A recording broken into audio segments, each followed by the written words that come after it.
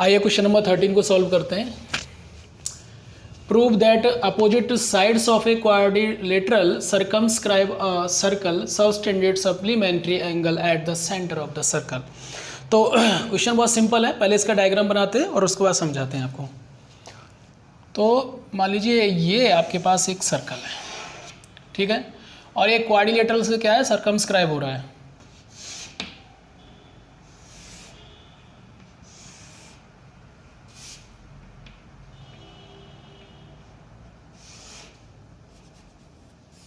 कुछ इस तरह से मान लीजिए ए बी सी डी, इनको नाम दे दिए, ठीक है। अब इन्होंने ये कहा है कि अच्छा इस सर्कल का सेंटर हमारा क्या होगा, ओ, इसका सेंटर हम ओ मान लेते हैं, क्लियर। अब इन्होंने क्या कहा है कि prove that the opposite side of a, जो अपोजिट इस क्वाड्रिलेटरल की जो अपोजिट साइड है, जैसे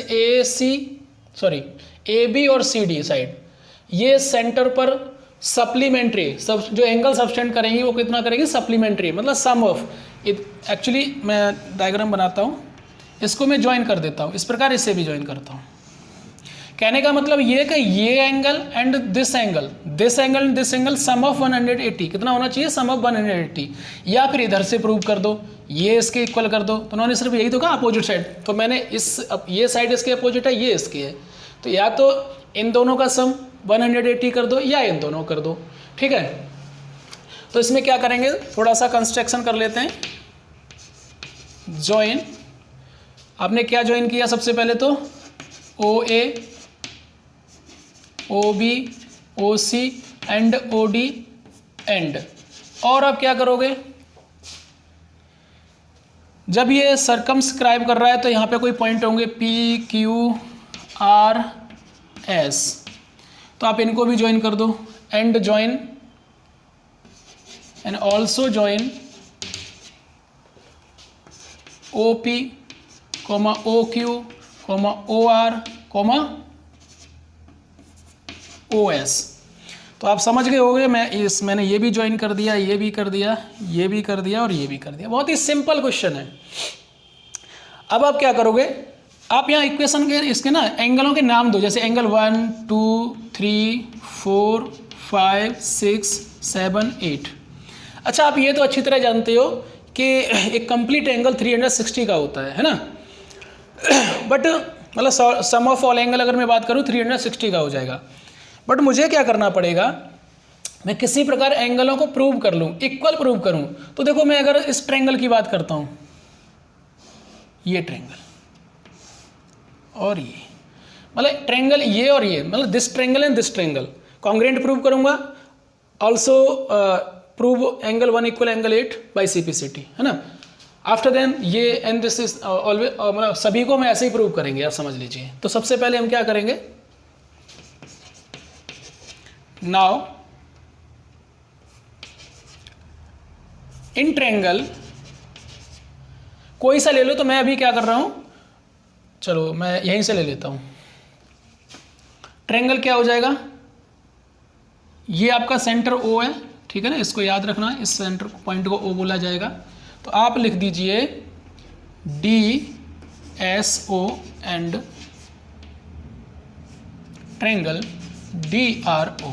मतलब मैंने लिया DSO ट्रायंगल ये, फिर दूसरा लिया DRO ये वाला ट्रायंगल। कॉन्ग्रेंट कैसे करेंगे इसको, आप देखो ये रेडियाई है, क्या रेडियाई है इसमें, OS इक्वल OR लिखेंगे, radii of same circle, clear.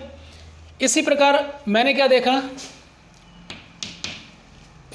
OD equal OD, ये क्या है, कॉमन। और फिर देखो DS ये एंड DR टेंजेंट लाइन है, तो लिखेंगे DS इक्वल DR, क्या है ये, लिख देंगे इसका रीजन क्या है, क्यों इक्वल है, तो tangent from same point, clear. तो क्या मिलेगा मुझे, triangle DSO congruent triangle DRO। ये तीनों साइड साइड साइड से मिल रहा है तो लिखेंगे बाई साइड साइड साइड। समझ में आ गया ना? देखो ये रेडियस थी तो ये भी रेडियस, ये इक्वल हो गई, ये कॉमन हो गई, ये टेंजेंट इसके इक्वल हो गई। तो देखो साइड साइड साइड हमें ना, मुझे क्या करना है, एंगल 1 और एंगल 8 को इक्वल प्रूव कर देना है। तो कर देंगे आराम से, angle 1 equal angle 8 by CP CT। हमने क्या किया, एंगल 1 और 8 को इक्वल प्रूव कर लिया। सिमिलरली अब हम क्या करेंगे, इसी तरह से हम आगे प्रूव करते चलेंगे। क्लियर? इसी प्रकार क्या करेंगे, देखो बार बार ट्रायंगल को न लेकर मैं डायरेक्ट लिख दूंगा similarly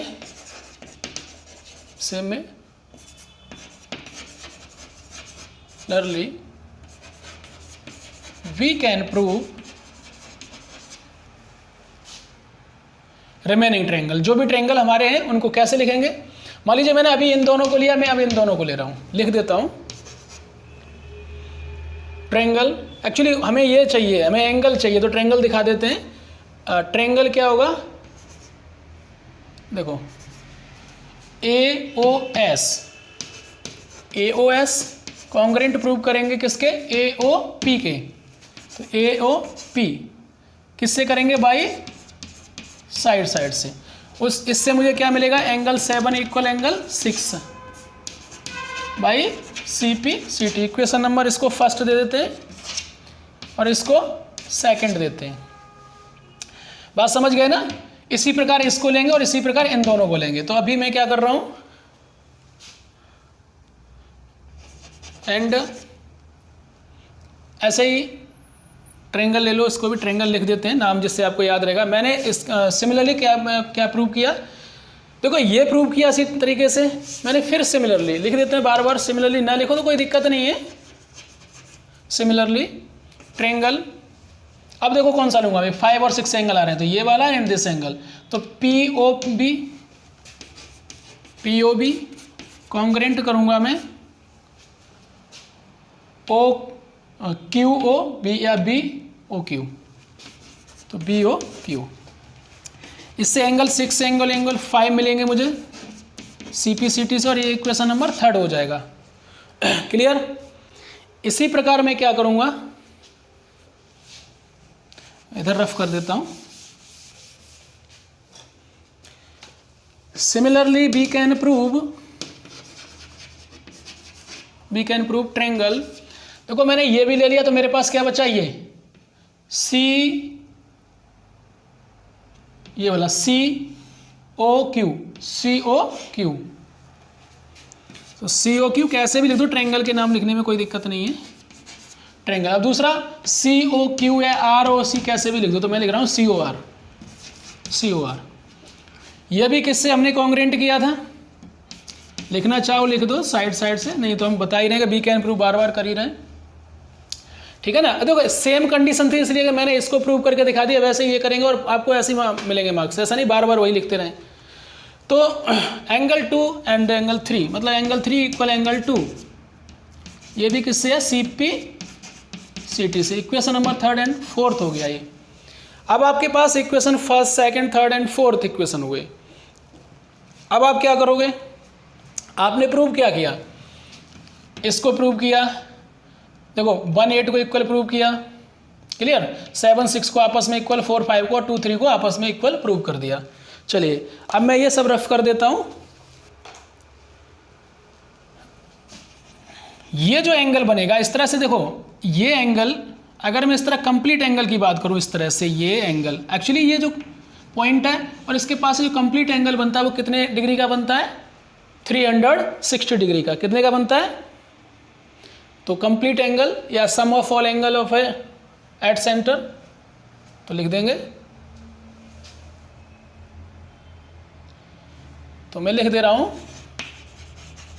some of all angles at centre.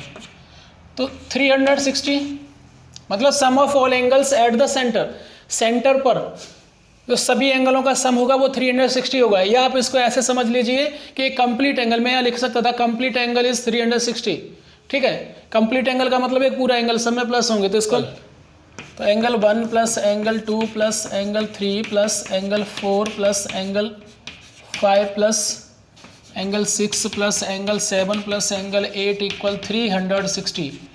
अब आप देखिए एक्चुअली मुझे क्या लाना है, मुझे तो मान लीजिए मैं एक डायग्राम ड्रॉ कर रहा हूँ, ये सेंटर है और ये अपोजिट साइड है ए बी और सी डी। अपोजिट साइड से जो सेंटर पर जो एंगल सब्सटेंड हो रहे हैं वो क्या है, सप्लीमेंट्री होना चाहिए, मतलब इस एंगल का this angle and this angle sum of 180 होना चाहिए। तो मैं क्या करूँगा, इधर क्या करूँगा 1 और 2 को रखूँगा। आपके पास एंगल 1 था यहाँ और एंगल 2 था, इस 1 2 को रखेंगे, इधर 6 और 5 को रखेंगे और सबको चेंज करेंगे, मतलब 8 को 1 में चेंज करेंगे, 3 को 2 में चेंज करेंगे, 4 को 5 में और 7 को 6 में। चलिए तो एंगल 1 मुझे ऐसे ही रखना है, एंगल 2 भी रखना है, एंगल 2 हो जाएगा। चलिए मैं इसको ना यहाँ लिख देता हूँ, ये क्यों चेंज हो रहा है इसका रीजन भी लिखना चाहिए हमें। तो लिखेंगे y equation first, second and third and fourth. Clear. जो हमने अभी इक्वेशन प्रूव किए थे उसमें क्या था, एंगल 1 और एंगल 2 में ऐसे छोड़ रहा हूँ। एंगल 3, जब एंगल 2 इक्वल एंगल 3 प्रूव किया था मैंने, है ना। एंगल 2 और 3 दोनों आपस में इक्वल है, तो मैं क्या करूँगा 3 की जगह 2 रख दूंगा, प्लस 4 की मुझे ज़रूरत नहीं है, मैंने एंगल 4 और 5 को इक्वल प्रूव किया है, एंगल 5 इक्वल एंगल 4, है ना। तो मुझे 4 नहीं चाहिए, 5 चाहिए, तो मैं 4 के प्लेस पर क्या करूँगा 5 पुट करूँगा, इधर भी एंगल 5 हो जाएगा। 6 चाहिए मुझे, ठीक है ना, मैंने रख दिया। बट मुझे 7 नहीं चाहिए, 7 की जगह 7 और 6 को मैंने इक्वल प्रूव किया है, तो मैं 7 की जगह ना एंगल 6 पुट करूंगा और 8 की जगह 1, क्योंकि 8 और 1 इक्वल प्रूव है, तो मैं 1 की जगह 8 भी रख सकता हूँ और 8 की जगह 1 भी रख सकता हूँ, तो मैं 8 की जगह 1 प्लेस कर रहा हूँ, ठीक है। अब आप देखो एंगल 2 एंगल 1, मतलब एंगल 1 एक ये रहा, एंगल 1 ये रहा, 2 हो गए। इसी प्रकार 2 angle 2, 2 angle 5, 2 angle 6, 2 angle 5, 2 angle sorry root बना दिया मैंने, है ना। 6 इक्वल 360। आप इसमें से 2 कॉमन ले लीजिए, तो angle 1 plus angle 2 plus angle 5 plus angle 6 plus 360। इस 2 से ये कैंसिल करेंगे, 180 टाइम जाएगा, सप्लीमेंट्री का बन रहा है हिसाब हमारा भी। 1 plus angle 2 plus angle 5 plus angle 6 equal 180। इन दोनों को ऐसे कर लीजिए। क्लियर।